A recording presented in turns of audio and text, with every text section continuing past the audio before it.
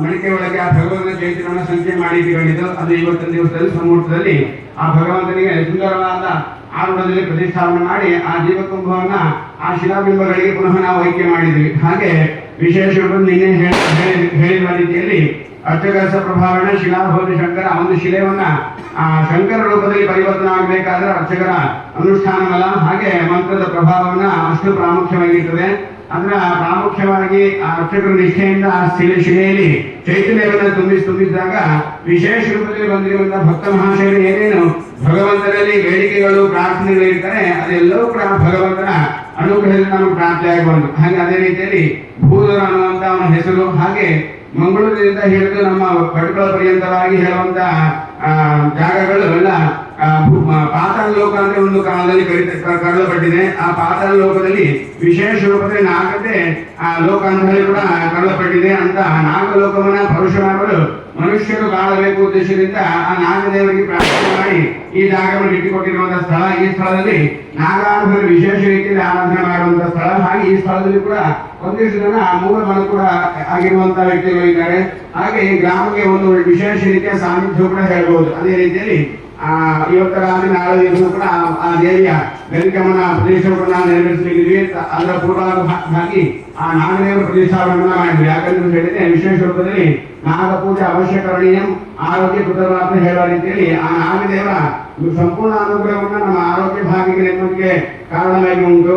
ಹಾಗೆ ಅದೇ ರೀತಿಯಲ್ಲಿ ಎಲ್ಲ ವಿಧವಾದ ಸಂಪತ್ತುಗಳು ಕೂಡ ಆ ಭಗವಂತನನ್ನು ಅನುಗ್ರಹಿಸ್ತಾರೆ. ಅದೇ ರೀತಿಯಲ್ಲಿ ನಾಗ ಇಲ್ಲೇ ಇರುವ ಲೋಕವೇ ಇಲ್ಲ ಅಂತೆ. ಯಾಕಂದ್ರೆ ಹೇಳಿದ್ರೆ ಮಹಾವಿಷ್ಣು ತನ್ನ ಹಾಸಿಗೆಯಾಗಿ ಅನಂತ ಶಯನದಲ್ಲಿ ಮಲ್ಕೊಂಡಿದ್ದಾನೆ. ಹಾಗೆ ಈಶ್ವರ ದೇವರು ತನ್ನ ಕುತ್ತಿಗೆಯಲ್ಲಿ ಆಭೂಷಣವಾಗಿ ಹಾಕೊಂಡಿದ್ದಾರೆ. ಗಣಪತಿ ದೇವರು ತನ್ನ ಹೊಟ್ಟೆಯಲ್ಲಿ ಧಾರಣ ಮಾಡಿದ್ದಾರೆ ಅಲಂಕಾರ ರೂಪದಲ್ಲಿ. ದೇವಿ ತನ್ನ ಕಿರೀಟದಲ್ಲಿ ಧಾರಣ ಮಾಡಿದ್ದಾರೆ.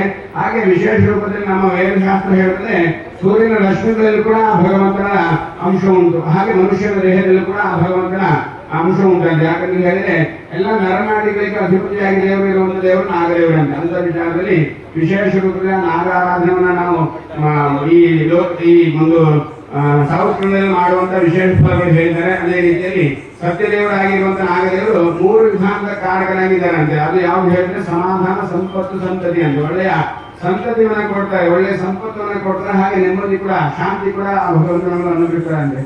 ಅದೇ ರೀತಿಯಲ್ಲಿ ನಮ್ಮ ಮನೆತನದ ಯಶಸ್ಸು ಕೀರ್ತಿಯನ್ನು ಬೆಳೆಸ್ಕೊಂಡು ಉಳಿಸ್ಕೊಂಡು ಹೋಗುವಂತ ಒಳ್ಳೆಯ ಸಂತಾನಗಳನ್ನು ಅನುಗ್ರಹಿಸಿ ನಮ್ಮ ಒಂದು ವಿಶೇಷ ರೀತಿಯ ಅನುಗ್ರಹವನ್ನು ಕೂಡ ಭಗವಂತ ಮಾಡುವಂತ ನಮ್ಗೆ ಗೊತ್ತಿರುವಂತ ವಿಚಾರ.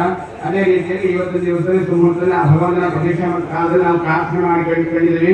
ಯಾವಷ್ಟು ಅಂತ ಸುರಕ್ಷೆ ಯಾವಷ್ಟು ಇಷ್ಟದಲ್ಲಿ ಅಂದ್ರೆ ಅದರ ಅರ್ಥ ಹೇಳಿದ್ರೆ ಎಷ್ಟು ದಿನದವರೆಗೆ ಈ ಭೂಲೋಕದಲ್ಲಿ ಸೂರ್ಯನು ಚಂದ್ರರು ಇದ್ದಾರೆ, ಎಷ್ಟರವರೆಗೆ ಈ ಪೃಥ್ವಿ ಲೋಕ ಉಂಟು ಅಲ್ಲಿಯ ತನಕ ಈ ಶಿಲಾಬಿಂಬಗಳು ನಾವೇನು ಪ್ರತಿಷ್ಠಾಪನೆ ಮಾಡಿದ್ರಿ ಈ ಶಿಲಾಬಿಂಬದಲ್ಲಿ ಆ ಭಗವಂತನ ಚೈತನ್ಯ ಅನೂನ್ಯವಾಗಿ ನೆಲೆಯಾಗಿ ನಿಲ್ಲಬೇಕು.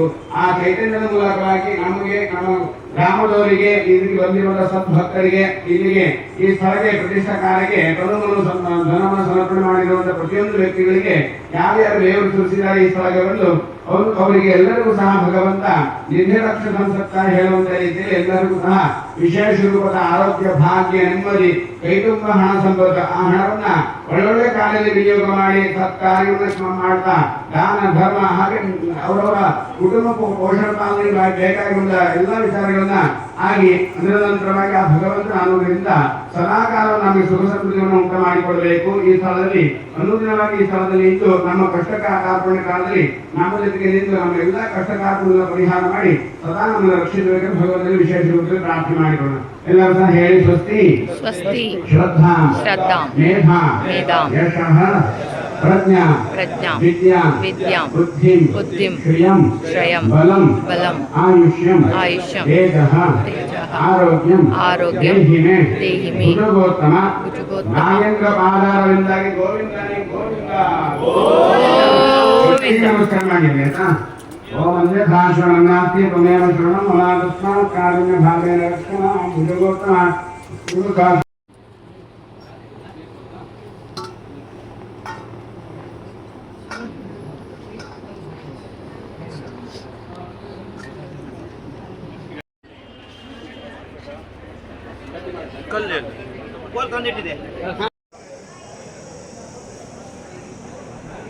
ಬಿಫೋರ್ ಆಫ್ಟರ್ ಮಾಡುವ ಅಂತೇಳಿ.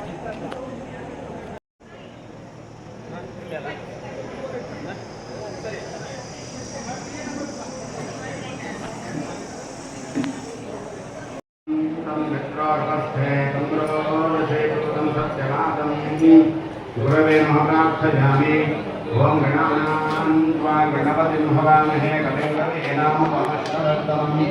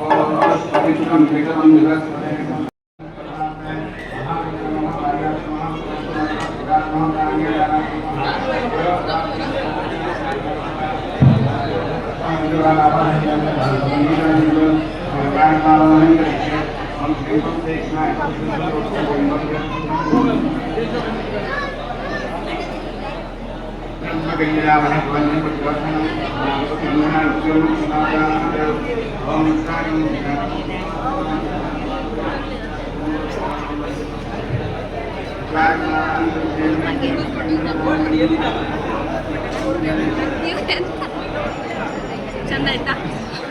ಸ್ಮೈಲ್